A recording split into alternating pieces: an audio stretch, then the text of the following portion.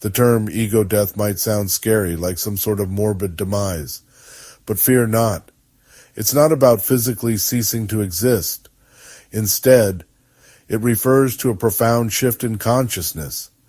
This shift involves a dissolving of the ego, the part of us that says, I am separate, I am this, or this is mine. The concept of ego death has roots in both psychology and spirituality. Psychologists see it as a transformation in personality, a shedding of limiting beliefs. Spiritual traditions, on the other hand, often view it as a blissful merging with a higher power or universal consciousness. Regardless of how you approach it, ego death is a powerful experience. It challenges our fundamental understanding of self and reality. By letting go of the ego's tight grip, we open ourselves to a world of new possibilities. From a psychological perspective, ego death can be seen as a shift in perspective. Imagine wearing a pair of glasses your whole life. These glasses distort your vision, making you see the world in a certain way. Ego death is like taking off those glasses. Suddenly you see things as they truly are, without the filter of your ego. You realize that your thoughts and feelings, while real, don't define you. This realization can be incredibly liberating. It allows you to detach from negative self-talk and limiting beliefs. Imagine, for instance, someone who always felt inferior. Through a process of ego death, they might start seeing this belief as just that, a belief, not an absolute truth. This shift in perspective can empower them to step out of their self-imposed limitations and embrace their full potential.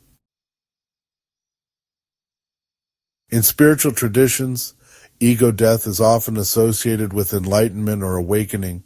It's about recognizing the illusory nature of the separate self. Think of a drop of water falling into the ocean. It merges, losing its individual identity and becoming one with the vastness.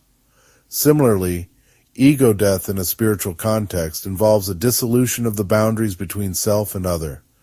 We begin to experience a sense of interconnectedness with all things.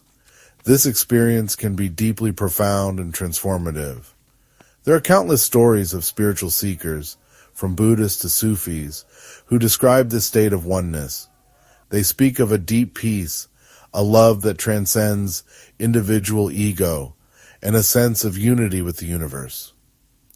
These accounts offer a glimpse into the transformative power of ego death from a spiritual perspective.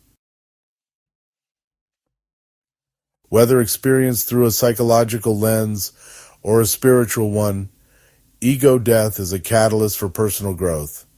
It shatters our limited sense of self, allowing us to connect with something much greater.